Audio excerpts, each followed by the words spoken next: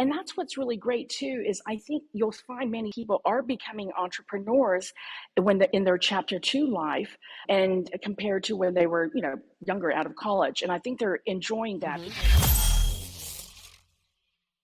Hey everyone, thanks for joining us today. Another super great podcast. I'm Melanie Johnson, your host for today. And I have a surprise. She's a very good friend of mine that's joined today. I'm so excited that she agreed to come on the podcast. She is just this superstar businesswoman, entrepreneur, so inspirational. I mean, I've known her story and even lived part of her story with her. If you're looking to be inspired and to know how to walk through fear and to hang in there through adversity, then you're in the right place. So I want to introduce you to Gigi Huang. She is a native Houstonian, a restaurateur, superwoman, a multi-million dollar real estate agent. Gigi, so tell us a little bit about your background and how you started out your career and how you got to where you are now. I was in the restaurant business actually for about 40 years. My father had the famous Hudon restaurant that was on Post Oak Boulevard over 30 years. And he had a total of 5 restaurants. I ventured out on my own in 2000 and I opened 3 restaurants. The last one is Gigi's Asian Bistro and Dumpling Bar at the Gallery. So those are the 2 of the total that I worked together with my mother and also separately, just in about a 40-year span. I decided after I turned, it was time for me to do a chapter 2, because I was in the restaurant since age 12 and loved every moment of it too.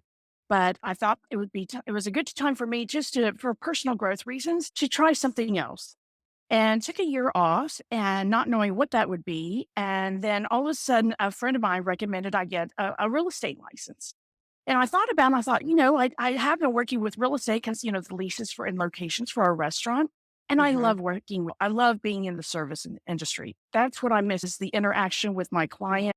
And I feel like I'm able to do that right in real estate. I enjoy working with people and helping people as well too. So it was just a great transition, along with my strong skill sets in marketing development. That all helps with selling and marketing homes, as well as negotiating. 10 years later, I'm selling, a lot of fabulous homes. I'm so excited and proud of, And and most she's importantly, very just the modest. She has like a wonderful people I $36 get to million meet list in throughout Houston, this I believe. experience. And so So she does really high-end multi-million dollar homes.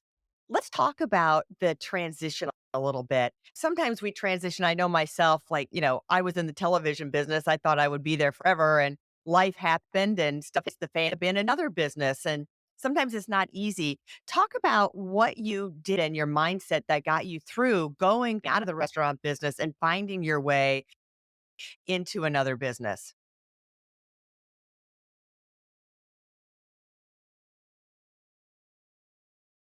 Mhm. it always has its ups and downs, like anything we do in life. And real estate, Mhm. patience, because, these transactions, they are, the longer they take. And so I've Mhm. had to learn to be much more, because in the restaurant business, it's pace adrenaline, and I loved it. It was great, for 40 years. And so that was like something I had in my mindset that, in real estate, I must be patient and in everything Mhm. I know. And so that was like one of the major challenge, I thought.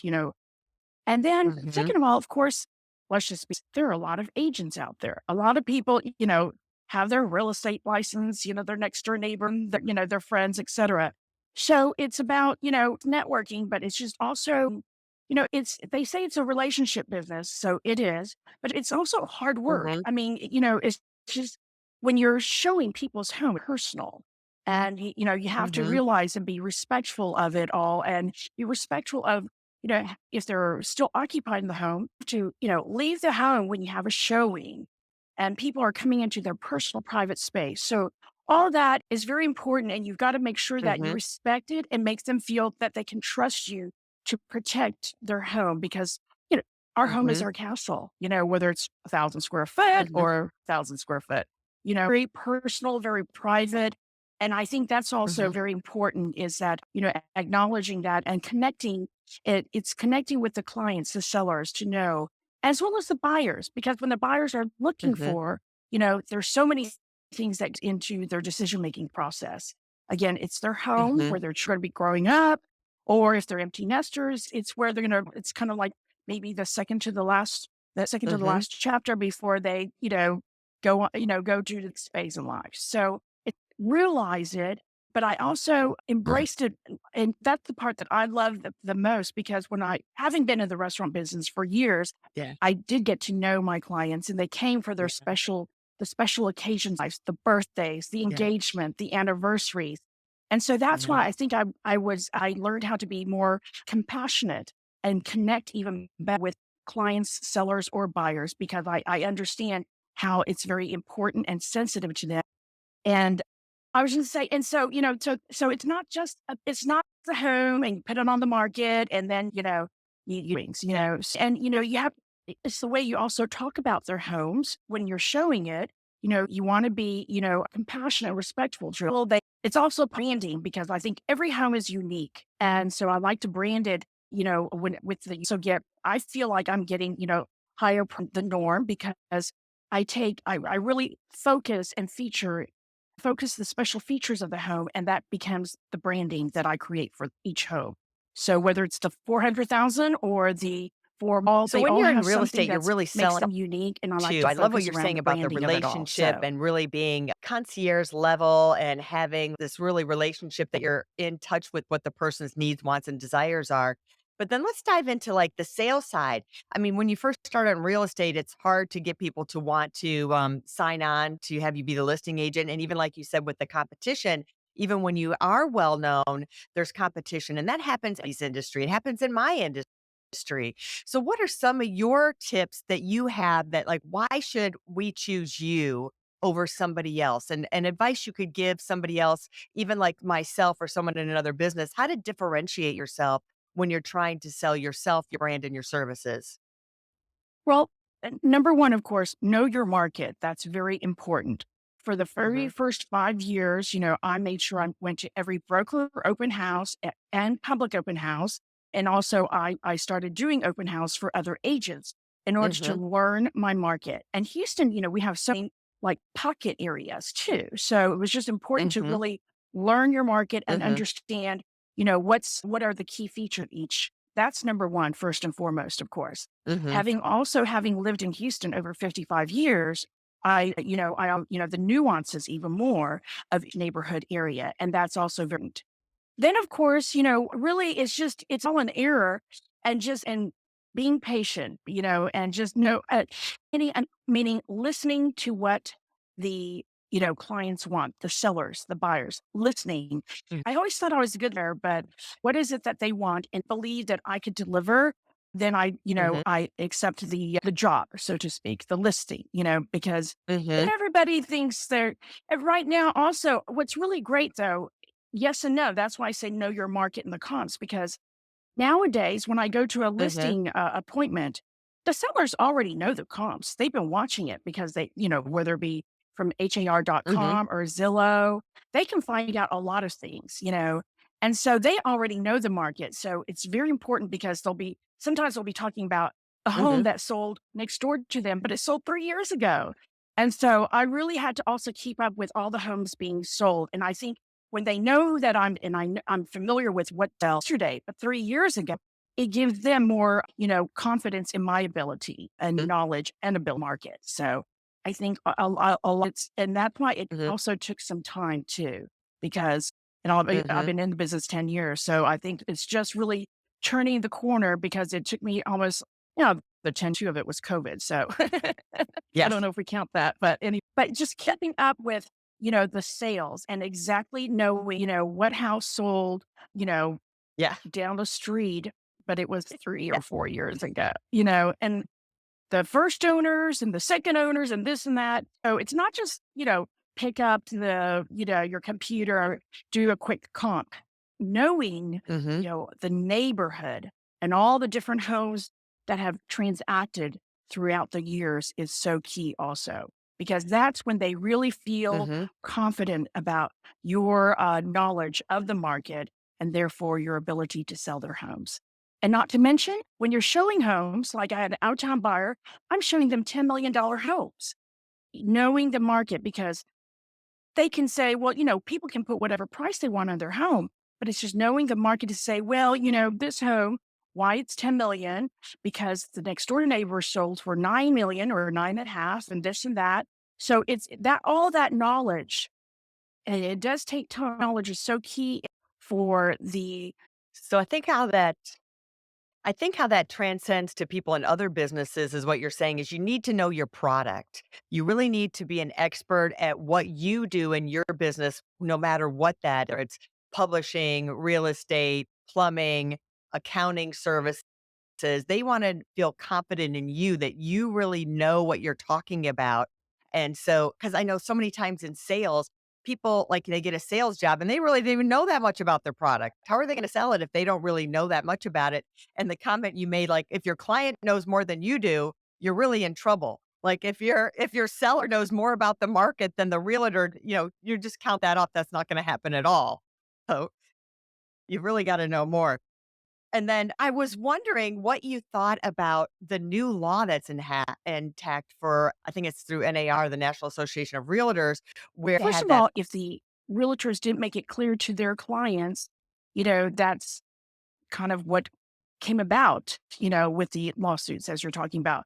But it has Mhm, always been negotiable we use the TREC form. The TREC is promulgated by Texas Real mhm, Estate Commission, and it has always been negotiable and foremost. mhm, Now with this requirement, I think it's making everyone more accountable to make sure that we communicate that everything has always been negotiable, still is negotiable, and then we just talk to our clients and give them our recommendation. And I think every market's going to be a little bit different, and mhm, so it's still so early to really know how that's going to play out. In my opinion, I definitely it will mhm, could be a challenge for first-time home buyers because, they're mhm, already, saving for that deposit. Now they have to consider maybe saving for the commission to this agent if the mhm, sellers are not.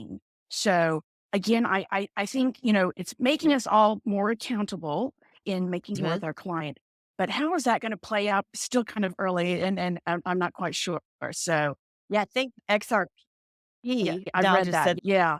It's kinda like always feel like if you do your job well, whether, you're on the seller Mhm, side or the buyer side, people yeah, see it kind and of people have no unfolding. compensating you for that. That's just the Yeah, sort of like how I work. I feel like if you do your job well, people will appreciate it yeah, and they will make sure you're compensated. So hopefully I I like won't that. have any issues. So I like that. Well, no, just have any issues. So AJ, you have transitioned from the restaurant business, which was basically in your DNA, into real estate. What advice do you have? I call it like 50-itis. I can't tell you how many people I know or friends that are in their 50s, they've gotten laid off from a job or, they've just had to transition and it can be scary. What advice do you have? If I can't, Gigi, I don't know what I'm gonna do. Like something just happened, I got fired. What advice would you give to them? Because you've gone through all that. good question. What advice? Well, sometimes, I wasn't prepared because I just decided at 50 that the timing was right with everything going on in my life to make this change. And that's why, as I mentioned, I took that 1 year off. So it'd be nice to be a little bit more prepared because I, And most people aren't, most people it's like, "Hey, you got let go and, you're employed yesterday until you're not employed anymore." exactly. I think the most important advice is be open minded and embrace trying anything, if it feels good. Because I think when we all, reach that age at 50, already accomplished so much. We know who we are, we know what we Mhm, like and what we don't like. And I think that's why we're all doing chapter two. For me, it wasn't that I didn't like the restaurant business, but that's all I did for 40 years of my life. So it was personal growth. I needed something different. I needed to mhm, mhm. try, and I did try a few other things before real estate. I did Yeah. consulting and I didn't find passion in it. With real estate, I found Mhm, my passion, so I feel like that's to me, I like the chapter two, as scary as it may be, I feel like the mhm, chapter two, we have mhm. more choices. We were like fresh out of college. So that's actually Yeah. the best part, and so it does, and just, be open minded because who would ever, I would never have thought I would be in real estate. You got to be open-minded, and just find something you feel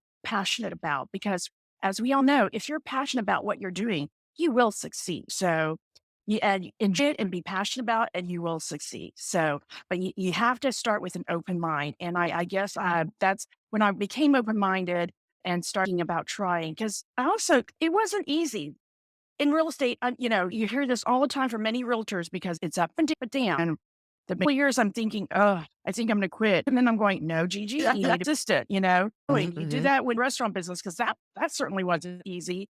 But I kind of forgot. So and then I kept going, and sure enough, it's then when I found my way, found my niche, so to speak, then it became much more enjoyable. And the more passion I had in it, the better I became at it, and or in my business, of course, too, most importantly. So yes, I love that. It is almost when you mentioned about college, it's kind of like you are out of college. You're like, what am I going to do for a living? And you do need to try different things and be open minded because the first thing you try might not be great. And you and I are very fortunate that we've always been entrepreneurs our way and found something that we were in charge of our own destiny. But but if you've worked at a company for years, you're thinking you've got to get a job with someone else. And as you get older, it's a little bit harder. And I'm seeing things on social media, like people even in their 60s, they're having to start a whole nother chapter and find that other person. But if you find, like what you say, that you like it and you enjoy it by trying different things, you might find something you really love, you rediscover and start that whole new chapter, which is really pretty cool and very exciting. it is, and you're entrepreneurs, and that's another thing why I think real estate. We are entrepreneurs. Every agent is their own business, owner, so to Hmm. speak. Hmm. And of course, some people start teams and this and that. And I thought about that too, as well too. And there's so many ways I can grow this business. And I think that's probably one reason why I became passionate because it's allowing me to be an entrepreneur. Because I think when I was Hmm. doing the Hmm. consulting, it was consulting. So in a way, it was kind of like working for someone too. And it was very Hmm. difficult for me as for 40 years. 20 years, I was working for my dad, but I was still working from an entrepreneur perspective, so, and that's what's really great too, is I think you'll find many people are becoming entrepreneurs in their chapter two life and compared to when they were, younger out of college. And I think they're enjoying, it's not that you take the risk, there are certain risks. Yeah. Yep. If you fail, your business fail, there's no Hmm. crutch. Hmm. So Yeah, there's no healthcare benefits, right? Or paid vacation entrepreneur. yes, exactly, exactly. But the thing is, you also have a little bit more control of your own destiny, or at least that's what I Mhm, think, as an mhm. entrepreneur. I don't know. What do you think as an entrepreneur? Oh, I think so too. I remember when I've had friends that have said they've gotten fired, I'm like, "Well, I know I'll never get fired." Like, I'll always have my own business that I can keep working on, and then if the economy changes or something changes, I can just pivot and, knowledge to do something else or even take, the publishing business and move it more into marketing versus publishing or something. I just feel like you have more control of what you do. And because of that, I think it makes you even work a little bit harder. And I enjoy having the flexibility. I know you do too. Of hey, you want to go? Like we could say after this interview, hey, let's go get drinks and some dip, and we can blow off the rest of the day if we wanted. But then we know we have to catch up and work maybe later at a different time of the day. But you feel like you are more in control of everything that you do. Your destiny's not left up to someone else for sure. That is true, and I think that's what I love of what being an entrepreneur and then being a realtor is. I do have more control. I could either work more or I could work less. My Hmm. choice. Hmm. Absolutely. Yep. Yep. Absolutely. Well, that was great advice today and hearing about your journey and some insight into the real estate business. I really appreciate you coming on today, Gigi. Tell us where people can They connect can with you. connect with me absolutely on .com/Gigi Huang, and my last name is spelled Huang, or on my where it's Gigi_Douglas Elliman. So I think if you just Google GI and you put the H as my last name, it'll pop up. My profile will pop up. So And you'll see her beautiful face. So you'll be able to identify her. thank you so much. Perfect. Thanks for coming. Go And I ahead. was gonna say, and today, I'm just, of course, being a realtor, I'm sitting here at my new listing at 2129 Quimby, a new construction by Napa Development. And we have it beautifully staged also by my good friend Selena McKay with WM Interior Design. Let me pick up the phone just so I can maybe do it. I don't know if you can see a little shout out. So if you're listening to, you won't probably get to see the background, but if you're catching the video, we're really just seeing I'm just seeing your face right now. The camera's not turned around. To see if you can, but it's 2129 seed on har.com. So you can start. And Melanie, I'm Terrific, planning to have terrific. a fun broke house event because we also have a beautiful sculpture in the yard by a new sculptor, Morgan Robinson. He just moved here from Colorado. And so we're going to have something, an event here just to showcase the house and his beautiful artwork. So I hope you can come and attend. It'll be in a couple more weeks. Good. Good. This will air in a couple weeks. So thanks for all the shout out. Appreciate it. And a shout out from us if you guys are publishing, want to become a bestseller. We guarantee that we work with. We don't read, but reach out to us at eliteonlinepublishing.com. Check out our website. We'll see if we're a good fit for you. Have a good everybody. We'll see you next time. Bye Thanks. bye. Thank you. Hey, are you looking to increase your revenue, build credibility, and elevate your brand? This podcast is brought to you by Elite Online Publishing, an innovative publishing and full spectrum marketing company. They will publish and market your book to make it a #1 bestseller. Becoming an author is the best way to market your business. So contact them at eliteonlinepublishing.com today. All of their authors become #1 bestsellers.